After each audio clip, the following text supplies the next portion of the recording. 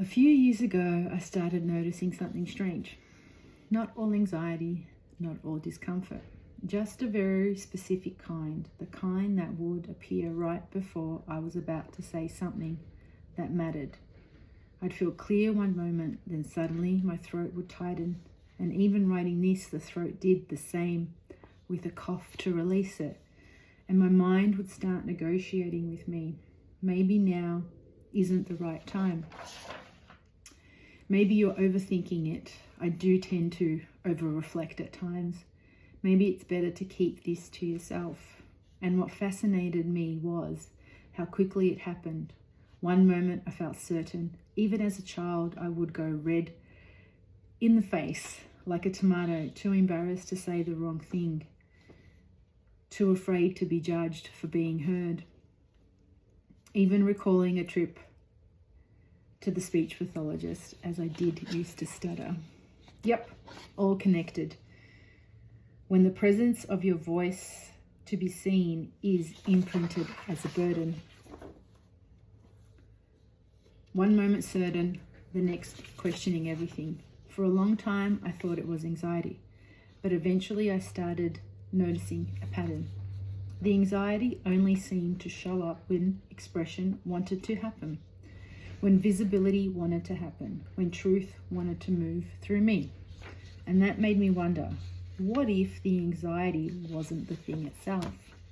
What if it was protecting something underneath it? What if it was a nervous system response to being seen?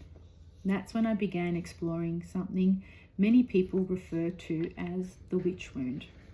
Not as a historical story, not as an identity, but as a pattern held in the body. A pattern where expression becomes linked with risk, where visibility becomes linked with danger. Where the nervous system learns that being fully seen may come at a cost, or even death in some cases. Not going there. And once I started seeing that pattern, I couldn't unsee it. I noticed it in the tightening before I spoke, the hesitation before I shared something real, the way I would soften my truth before it even reached another person. Not because I didn't have a voice, but because somewhere along the way my body had learned that expression wasn't always safe. And that changed everything, because I stopped trying to force confidence.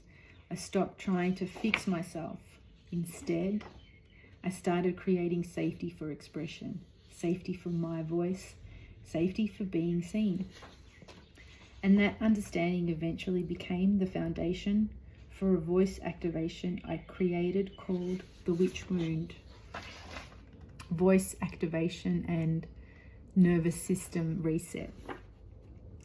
Not to teach the concept, but to create an experience, one that helps soften the contraction, regulate the nervous system, and reconnect you with the part of yourself that no longer wants to stay silent.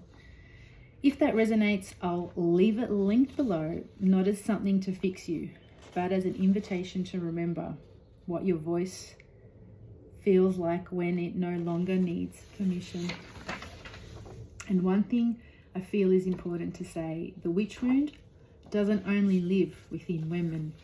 I've seen it in men too, because at its core, this isn't about a gender.